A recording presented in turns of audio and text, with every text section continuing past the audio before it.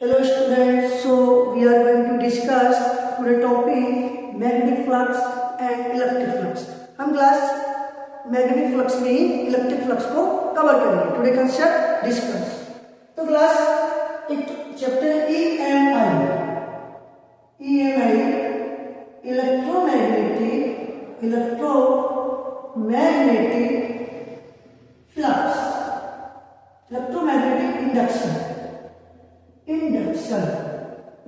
हम इस चैप्टर में एक टॉपिक डिस्कस करेंगे magnetic flux.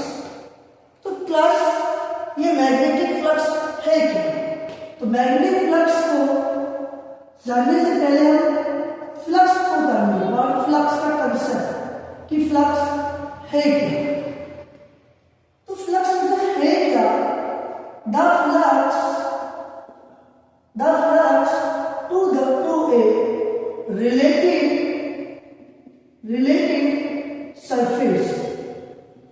relative surface, the amount of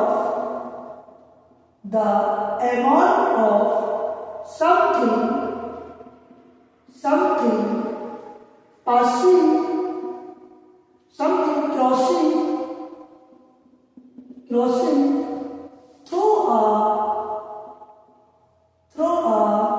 surface area is called flux. Class हमने देखा होगा फ्लूइड मैकेनिक्स में कि अगर कोई एक पाइप होगा और इस तरीके से पाइप से मैं पाइप कंसीडर करता हूं इस पाइप से पानी या वाटर फ्लो कर रहा है, स्ट्रीम लाइन फ्लो कर रहा है इस तरीके से. तो क्लास हमने देखा होगा कि इस सरफेस एरिया से कितना वॉल्यूम पास हो रहा है. इस प्रोसेस को हमने एक क्वेश्चन क्वांटिटी में जाना था Q = एरिया इनटू वॉल्यूम. मतलब एरिया से इस एरिया से कितना वाटर फ्लो कर रहा है, that is called equation of quantity. इसी को बोल देते हैं ये इस एरिया से जितना वाटर फ्लो हो रहा है, जितने इस वॉल्यूम से जितना वाटर फ्लो कर रहा है, दैट इज कॉल्ड फ्लक्स.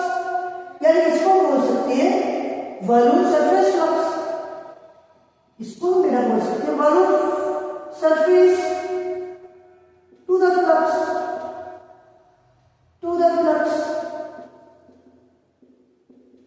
तो फ्लक्स का मतलब क्या है? किसी भी एरिया से कितना उसका वॉल्यूम पास हो रहा है, या कितनी फील्ड पास हो रहा है, या कितना इलेक्ट्रिक फील्ड पास हो रहा है to the surface area.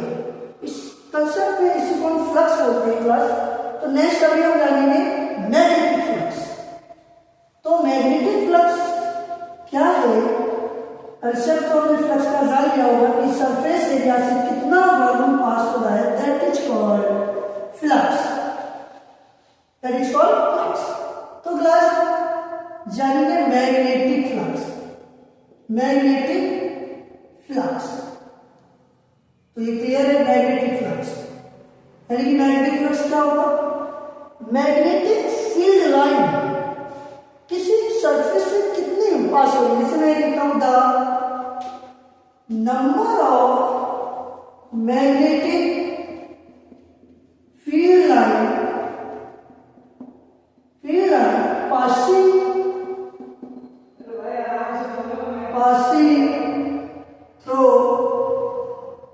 passing through a perpendicular closed surface area. It's called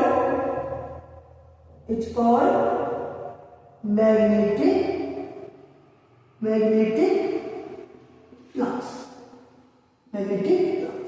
Thus, the number of magnetic field lines passing through a perpendicular closed surface area is called magnetic flux. या electric field lines बोलेंगे तो electric flux. जैसे मैं uniform ये magnetic field lines ये magnetic flux B. अगर मैं surface area consider करूं, मानो कि मैंने एक सरफेस कंसीडर किया और इस सरफेस एरिया का एरिया वेक्टर किधर होगा, इधर होगा एरिया वेक्टर। और ये कौन सी मैग्नेटिक फ्लक्स, एरिया कितना आ गया थीटा, कितना है थीटा। तो मैग्नेटिक फ्लक्स क्या है, सिंबल फाइव। फ्लक्स का सिंबल आप कंसीडर कर सकते हैं मैग्नेटिक फ्लक्स, प्रोपोर्शनल और मैग्नेटिक फ्लक्स।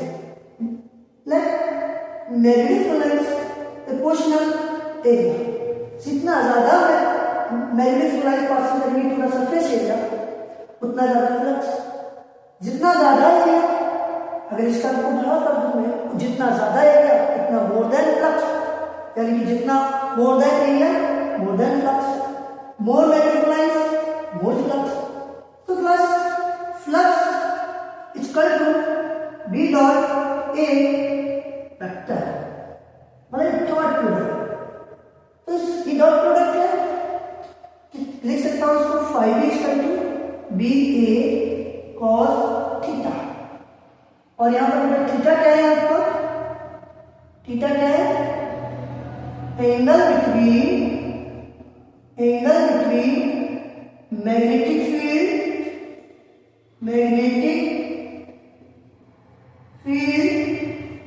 एंड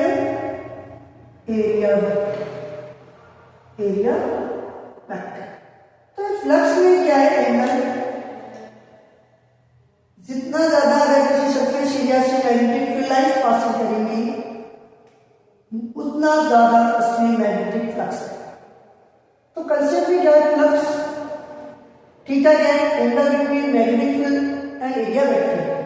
तो अभी मैं कंसेप्ट में देखूं फ्लक्स, यूनिट क्या होती है फ्लक्स की, यूनिट ऑफ फाइव। ये इंपॉर्टेंट से कंसेप्ट 11 में कंसेप्ट यूज होता है, कभी कभी डायमेंशन पूछ लेता है। तो फाइव फ्लक्स की यूनिट, मैग्नेटिक फील्ड की यूनिट टेस्ला, और एरिया की unit metre square. Tesla metre square को वेबर भी बोलते हैं। तो मैग्नेटिक फ्लक्स की यूनिट क्या आ गई, वेबर। ऐसे इसकी डायमेंशन की बात करें, डायमेंशन, तो डायमेंशन मैग्नेटिक फील्ड की डायमेंशन क्या होती है, निकालने का concept force equal to I B L. फिर मैं सेक्शन में पढ़ा के रखा हूं, तो magnetic field B equal to force upon I L. यहां से बी की डायमेंशन अगर मैं कंसेप्ट निकालूं तो फोर्स की M L T minus two, current की ए, एरिया की एल स्क्वायर। और अगर इसको हम सॉल्व करेंगे तो कितना आ जाएगा, ये डायमेंशन निकल के करंट की ए एल, तो निकाल सकते हैं इसको इजिली। कितना आ जाएगा, M A minus one L minus one T minus to.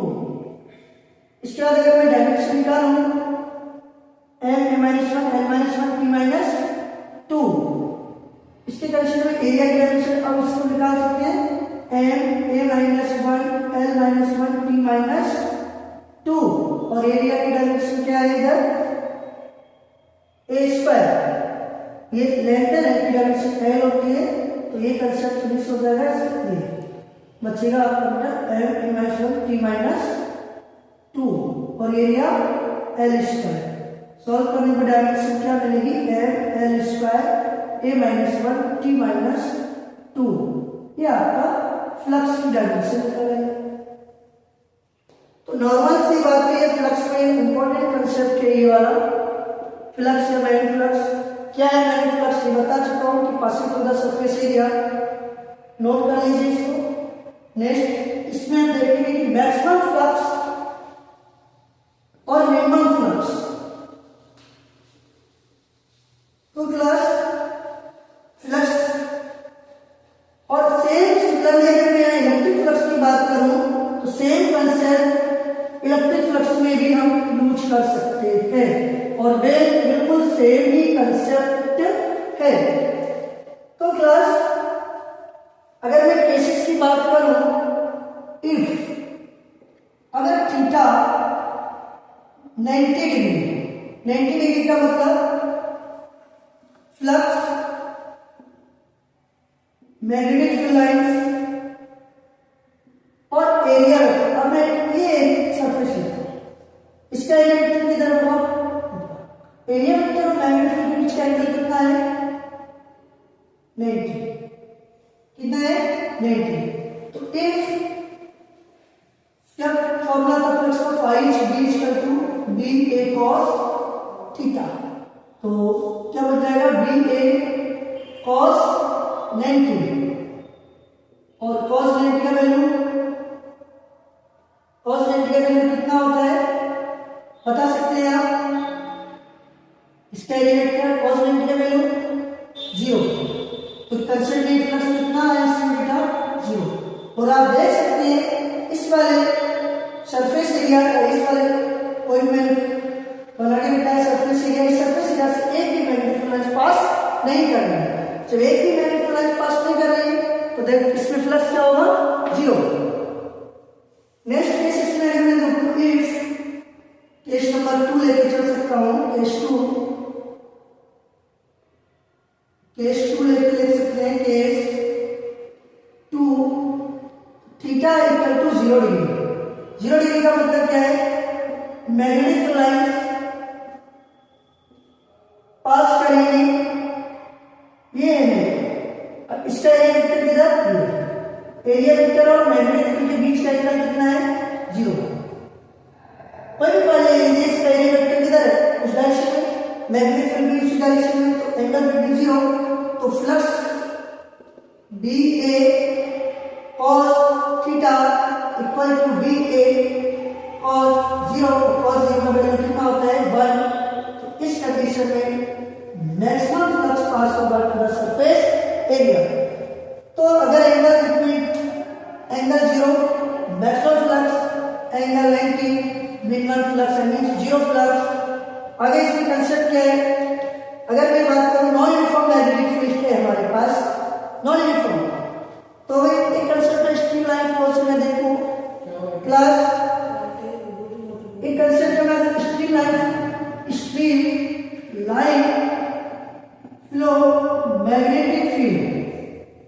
इस तरीके से मैग्नेटिक फील्ड लाइंस पास हो रही है स्ट्रीम लाइन की कंडीशन में, मैग्नेटिक फील्ड लाइंस पास कर रही है या कोई भी discuss magnetic field lines passing stream line flow. ये रीजन 1 है और ये रीजन 2, रीजन 1 और रीजन 2। तो रीजन 1 और रीजन 2 में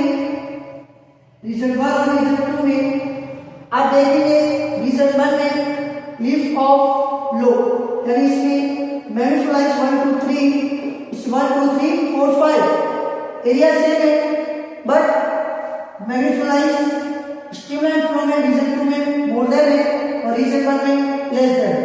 तो इसमें लो फ्लक्स होगा और इसमें हाई फ्लक्स होगा। अगर बोलो रीजन 1 में लो फ्लक्स यानी कि रीजन 2 में more than flux as compare to region 1, तो इस वाले में हाई फ्लक्स का मतलब इस कंडीशन में सिस्टम मैग्नेटिक फ्लो में यहाँ पर मैक्सिमम फ्लो होगा और यहाँ मिनिमम फ्लो होगा। इस कंडीशन से हम पता कर सकते हैं एरिया ज्यादा, मैग्नेटिक लाइंस सेम एरिया में मैग्नेटिक लाइंस 1 2 3 4 5, मोर मैग्नेटिक लाइंस मोर फ्लक्स, लेस मैग्नेटिक लाइंस लो फ्लक्स। तो इसमें लीड ऑफ फ्लक्स लो, इसमें लीड ऑफ फ्लक्स हाई। तो ये कंसेप्ट था मैग्नेटिक फ्लक्स का। अब ये क्वेश्चन कभी घुमा के ऐसा आ सकता है कि अगर मैग्नेटिक फ्लक्स नॉन यूनिफॉर्म है, नॉन यूनिफॉर्म, मैं स्टार्ट कराऊंगा उस चैप्टर को ईएमआई को, ये पहला कंसेप्ट है इसका फ्लक्स, और फ्लक्स को हम एक कंसेप्ट को सीखेंगे और इसकी क्वेश्चन प्रैक्टिस करेंगे, इसके बाद नेक्स्ट टॉपिक। तो क्लास अगर नॉन यूनिफॉर्म मैग्नेटिक फील्ड है, non uniform magnetic field line, non uniform magnetic field lines में क्या है, non uniform magnetic field surface area है, इसमें नॉन यूनिफॉर्म मैग्नेटिक फील्ड पास कर रहा है। इस केस में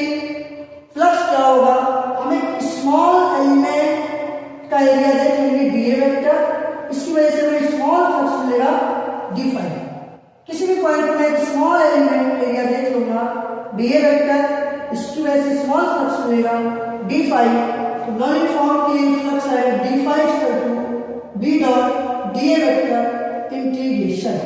तो फ्लक्स बन जाएगा ये नॉन यूनिफॉर्म है B vector B dot D A vector. Non uniform flux, अगर मैं नॉन यूनिफॉर्म या यूनिफॉर्म दोनों कर सकते हैं। नेट फ्लक्स की बात करूं, नेट फ्लक्स क्या होगा, किसी भी मान लीजिए बॉडी मैग्नेटिक लाइंस पास करें, इस तरीके magnetic lines entering and leaving. तो मैग्नेटिक लाइंस जितना सरफेस एरिया से इंटरिंग करेंगे उतना ही मैग्नेटिक लाइंस लिविंग करेंगे, यानी कि entering magnetic lines equal leaving magnetic flux. तो सिस्टम में नेट फ्लक्स क्या हो जाएगा, zero. Net flux zero, net इसकी क्या है, entry magnetic flux equal leaving magnetic flux. मतलब जितना मैग्नेटिक फ्लक्स इंटर करेगा उतना ही लिविंग करेगा। तो सिस्टम का नेट फ्लक्स क्या हो जाएगा, जीरो। चाहे यूनिफॉर्म कंडीशन हो चाहे नॉन यूनिफॉर्म, जितना सरफेस एरिया से इंक्रीज करेगा उतना ही फ्लक्स लिविंग करेगा। दैट इज कॉल्ड, इस कंडीशन में नेट फ्लक्स क्या होगा बेटा, जीरो। बहुत इंपॉर्टेंट कंसेप्ट है ये, जी एडवांस या जी मेंस में इस कंसेप्ट से क्वेश्चन बनता है कि लिविंग। तो ये मैग्नेटिक फ्लक्स का एक नॉर्मल कंसेप्ट था और सेम हम इस कंसेप्ट को अप्लाई कर सकते हैं इलेक्ट्रिक फ्लक्स में, चाहे इलेक्ट्रिक फ्लक्स हो चाहे मैग्नेटिक फ्लक्स हो, same concept. But electric flux में क्या आता है, फाई क्या पी ए वेक्टर। तो अभी ये फ्लक्स का कंसेप्ट क्लियर हो गया। मैं एक क्वेश्चन लेता हूं, सपोज है मेरे पास एक कॉइल है, उसका एरिया आर है, सॉरी रेडियस आर है, ये मैग्नेटिक लाइन से area vector angle 60। Find the magnetic flux. तो इस केस में फाइंड द मैग्नेटिक फ्लक्स बताना है। 5 equal to B A cos theta. तो 5 इक्वल टू बी ए, अब ये एंगल एरिया वेक्टर और मैग्नेटिक के बीच का एंगल लेना है। ये एंगल कितना है, 60। तो cos 60 का वैल्यू b और एरिया इसका पाई आर स्क्वायर, cos 60 का वैल्यू 1/2। तो मैग्नेटिक फ्लक्स कितना आ जाएगा, b pi R square by 2। अगर मैं बात करूं इसी एक नेक्स्ट क्वेश्चन की, अगर मैंने एक कॉइल बनाया, ये इसका magnetic line area vector 37 degree R radius, find the magnetic flux. अब इसमें एंगल कंसीडर करना है ए और बी के बीच, ये 37 है, ये हमारा क्या है मैग्नेटिक। तो अब मोस्टली स्टूडेंट्स क्या करेंगे, सीधा 5 equal to B A cos 37, जो आपका रॉन्ग होगा, क्योंकि हमें एंगल वो कंसीडर करना होता है जो एरिया वेक्टर और मैग्नेटिक के बीच का है। तो एरिया वेक्टर और मैग्नेटिक का एंगल कितना है, ये 37 तो ये कितना 53। इस केस में जो है 5 में आएगा बी ए cos 53। तो फ्लक्स इस केस में कितना आ जाएगा, B pi R square, area कितना होगा इसका पाई आर स्क्वायर। तो cos 53 का वैल्यू सभी को मालूम होगा 4/5। तो ये फ्लक्स आपका निकल के आ जाता है 4/5 बी पाई आर स्क्वायर। बहुत ही इस क्वेश्चन को, ये एंगल क्या कह रहे हैं, एंगल आपको देखना होगा कि किसका एंगल, किस एंगल को हमें कंसीडर करना है, क्योंकि एंगल हमें हमेशा एरिया वेक्टर और मैग्नेटिक के बीच का। एक लास्ट क्वेश्चन है, बहुत बार पूछा भी जा चुका है जी में, तो उस क्वेश्चन को आप मोस्टली बच्चा उसको गलत कर लेता है, लेकिन बहुत इजी है। अभी मैं बोलता हूं, अगर कोई कर्व सरफेस है आपके पास, बेटा ये कर्व सरफेस है, मान लीजिए ये मैग्नेटिक लाइंस पास कर रहा है, एक कोई सेमी सर्कुलर रिंग है, सेमी सर्कुलर रिंग है, उसका रेडियस आपका आर है और ये magnetic lines passing. Find the magnetic flux to a curved surface. पूछा इसकी कर्व सरफेस से कितना मैग्नेटिक फ्लक्स पास करेगा। अब हम इसमें कौन सा एंगल कंसीडर, इस कर्व सरफेस का एंगल, एरिया वेक्टर डी इधर, इसका एरिया वेक्टर इधर, कर्व सरफेस का इस वाले कर्व सरफेस का एरिया देखें डी। तो अभी हमने बोला था सिस्टम का नेट मैग्नेटिक फ्लक्स सो है, नेट मैग्नेटिक फ्लक्स जो है वो डी कितना होता है 0। जितना इसमें इंटर करेगा उतना उसमें क्या करेगा लिविंग। इस कंडीशन में हम क्या करें, हम इस सरफेस को कंसीडर मान लेते हैं, इस सरफेस से देखते हैं कितना फ्लक्स पास कर रहा है। जितना फ्लक्स इस सरफेस से पास करेगा उतना उससे कर। क्यों, आप देखिए अगर मैं एरिया फ्लक्स बना दूं तो बताओ जितना इसके रिंग के स्क्वायर से पास करेगा उतना ही उसकी कर्व सरफेस से मैग्नेटिक फ्लक्स पास करेंगे, मैग्नेटिक फ्लक्स पास करेंगे। तो आप खुद देखिएगा जितना इंटरिंग करेगा मैग्नेटिक फ्लक्स उतना ही क्या करेंगे लिविंग करेंगे। तो अब हम इस वाले कर्व सरफेस का ही देखते हैं, ये रेडियस कितना है r, इधर इसकी मैग्नेटिक फ्लक्स है, तो इसका एरिया कितना है, मतलब टेढ़ा मेढ़ा भी कैसा भी सरफेस हो सकता है। एरिया वेक्टर इसका इधर होगा और मैग्नेटिक फ्लक्स इसके अपोजिट डायरेक्शन में, इसके बीच का एरिया कितना होगा 180। तो flux phi is equal to b a cos 180। तो अब देखिए कितना flux phi equal to b, area कितना पाई r स्क्वायर कितना इक्वल टू cos 180 का वैल्यू कितना -1। तो फ्लक्स कितना -b पाई r square. Very very important question था, बहुत इस कंसेप्ट को जेई नीट में कंसेप्ट पूछा जा चुका है। तो मैग्नेटिक फ्लक्स और इलेक्ट्रिक फ्लक्स सेम कंसेप्ट है, अप्लाई करना है बस। तो क्लास में डिस्कस कंसेप्ट किया में इलेक्ट्रोमैग्नेटिक इंडक्शन में हमने फर्स्ट कंसेप्ट को क्लियर कर दिया मैग्नेटिक फ्लक्स। नेक्स्ट वीडियो में हम आपको नेक्स्ट कंसेप्ट सिखाएंगे Faraday experiment. Thank you so much.